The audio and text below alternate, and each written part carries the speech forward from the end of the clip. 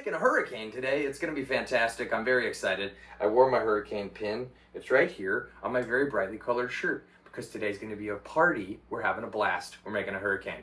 We'll see you guys in a second.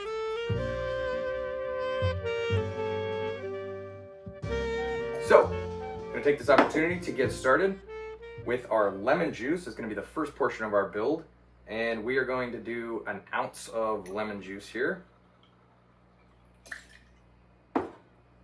Gonna do 3/4 of an ounce of our NOLA.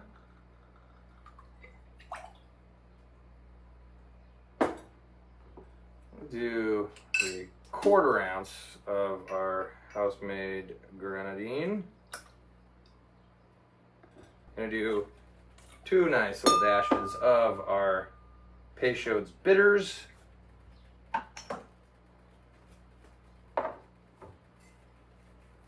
And it's a hurricane.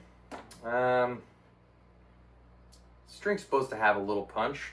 So we'll go 1/2 ounce overproof. This sucker is 57.5. 1/2 ounce of that bad boy. Flip over here, do a quick 1.5 ounces of you. Cap this guy up. And ice. Pebble ice on this one. Really don't need to shake it for too long. You will feel this sucker. I mean, you can see how chilly that tin got. Don't need to shake too long. We don't want to over dilute. Give it a nice little ice pile here.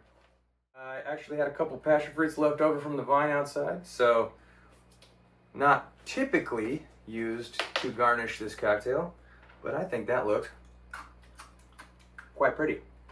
Give her a straw, and a hurricane would not be complete without a windswept umbrella.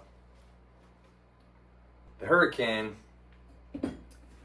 as made originally at Pat O'Brien's in New Orleans in 1940 something.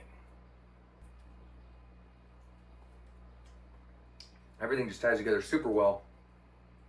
It's tart, it's sweet, it's funky. Go make one. What a treat. Thank you for joining me today. I'm going to go share this with someone that I love. And until next time, thank you for joining us. Toodaloo.